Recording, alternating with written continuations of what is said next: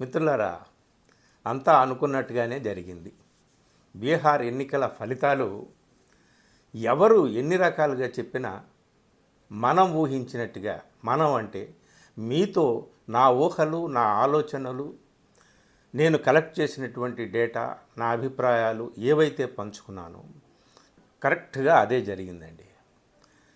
2-3 రోజులుగా నేను చేస్తున్నటువంటి వీడియోలు మరీను చూడండి. నిన్న కూడా చేశాను, ఓటు గెలుస్తుందా నోటు గెలుస్తుందా అని.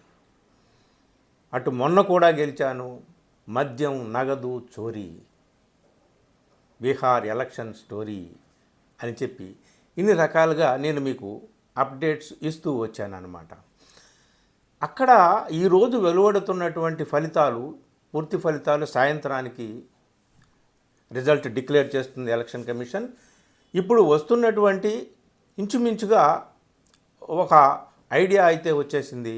బీజేపీ వారు కూడా ఊహించనంత ఎక్కువ మెజారిటీ వారికి వస్తుందా అని. అయితే బీజేపీ వారు అంటే బీజేపీ కార్యకర్తలు, బీజేపీ నాయకులు ఊహించకపోవచ్చు, కానీ అపర చాణుక్యుల వారు ముందే ఊహించి ఉంటారు. 160 అబవ్ మాకు వస్తాయని అమిత్ షా ముందు నుంచి చెప్తూ వస్తున్నారు. ఆయన చెప్పిన మాటే అన్ని సర్వే సంస్థలు, ఎగ్జిట్ పోల్స్ ఇచ్చినటువంటి సంస్థలన్నీ కూడా ఆయన నోట ఏ మాట వచ్చిందో అదే మాటని వాళ్ళు చిలకల్లా తిరిగి పలికారు. ఇప్పుడు ఫలితాలు కూడా చూస్తూ ఉంటుంటే అంతకు మించి వాళ్ళకి వస్తున్నాయి. ఇదండి. అయితే నేను ఓటు చోరీ, మద్యము ఇవన్నీ కూడా పక్కన పెడితే బీహారులో వెనుకబడినటువంటి రాష్ట్రంలో ఒక్కసారిగా ఒక 100 రూపాయలు కళ్ళ చూడడమే మహద్భాగ్యంగా భావించేటటువంటి ఒక పేద మహిళకు అక్కడ అకౌంట్లో 10,000 రూపాయలు ఒక్కసారే పడితే ఆ మహిళ ఏం చేస్తుంది అనేటటువంటిదే మొదటి నుంచి నేను అనుమానం వ్యక్తం చేస్తూ వచ్చాను. అయితే ఇందులో రకరకాల ఈక్వేషన్స్, డేటా ఇవన్నీ కూడా ఎప్పటికప్పుడు ఎవరికి వాళ్ళు షేర్ చేసుకుంటూ వచ్చారు. మనం కూడా వాటి గురించి మాట్లాడుకుంటూ వచ్చాము. ఏది ఏమైనా ఇప్పుడు అర్థమవుతుంది ఏమిటంటే ఈ దేశంలో ఎన్నికలు, ముఖ్యంగా ఎలక్షన్ కమిషన్ తాను చేసిన పని, ఎలక్షన్ కమిషన్ తాను చేయాల్సిన పని, ఎలక్షన్ కమిషన్ తాను చేయబోయే పని, ఎలక్షన్ కమిషన్ తాను చేయాల్సిన పని తాను చేస్తుంది. ఇక వెనక 1000 కోట్లు వర్షం కురిపించేటటువంటి దాతలు అధికార పార్టీకి ఉన్నారు. వెనక వెన్నుదన్నుగా అటు నుంచి నోట్ల కట్టలు వస్తాయి. ఇంకా ప్రభుత్వ ఖజానా, పరిశ్రమలు పెట్టడానికి డబ్బు లేదు, ఉద్యోగాల రూపకల్పన చేయడానికి డబ్బు లేదు, ఏమీ లేదు. అక్కడ గజం నేల కూడా దొరకదన్నారు ఒక పరిశ్రమ పెట్టడానికి. కానీ ఎన్నికల టైములో మాత్రం దాదాపు 30,000 కోట్లు పంచిపెట్టారు అఫీషియల్గా, పథకాల పేరు చొప్పున. నిన్న కూడా ఇదే విషయం మాట్లాడాను నేను. అక్కడ నోటు గెలుస్తుంది అని ఖచ్చితంగా మనం ఎవరు ఎన్ని రకాల మాటలు చెప్పినా, ఎన్ని ఈక్వేషన్స్ చెప్పినా నోటే గెలుస్తుంది అని చెప్పాను. అదే జరిగిందండి. 1,50,00,000 మంది మహిళలకు 12,000 కోట్ల పైచిలకు డబ్బు పంచారు అక్కడ. గతంలో అనధికారికంగా, దొంగచాటుగా, పరోక్షంగా ఓటుకు నోటు పంచడం అనేటటువంటిది ఉంది. ఇప్పుడు ఇది అఫీషియల్గా పంచడం అయిపోయిందన్నమాట. సరిగ్గా ఎన్నికలకు ముందే ఈ పథకాన్ని ముఖ్యమంత్రి మహిళా రోజ్గార్ యోజన ప్రకటించడం, అక్కడ ఉన్నటువంటి మహిళలందరూ కూడా వెంటనే అప్లికేషన్లు పెట్టేసుకోవడం, ఆ అప్లికేషన్లు అన్నీ కూడా ముఖ్యమంత్రికి చేరిపోవడం, తద్వారా ముఖ్యమంత్రి ద్వారా ప్రధానమంత్రికి చేరిపోవడం, అంతా ప్రధానమంత్రి నుంచి హుటాహుటిన నిధులు శాంక్షన్ అయిపోయి బీహార్కి వచ్చేయడం, ఇవన్నీ కూడా జరిగిపోయినాయి కదా. నిన్ననే మాట్లాడాను కదా, నేను ఒక వీడియోలో చెప్పాను కదా, 40% వాటర్స్ని కవర్ చేశారు డబ్బు రూపంలో. ఎలాగంటే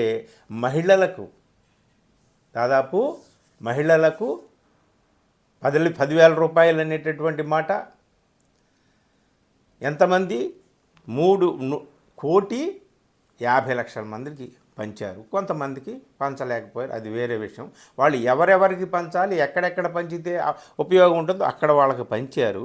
ఇంకొకటి ఏమిటయ్యా అంటే వృద్ధులు, దివ్యాంగులు, వితంతువులు వీళ్ళందరికీ 400 రూపాయలు ఉండే పెన్షన్ని హుటాహుటిన 1,100 రూపాయలు చేశారు.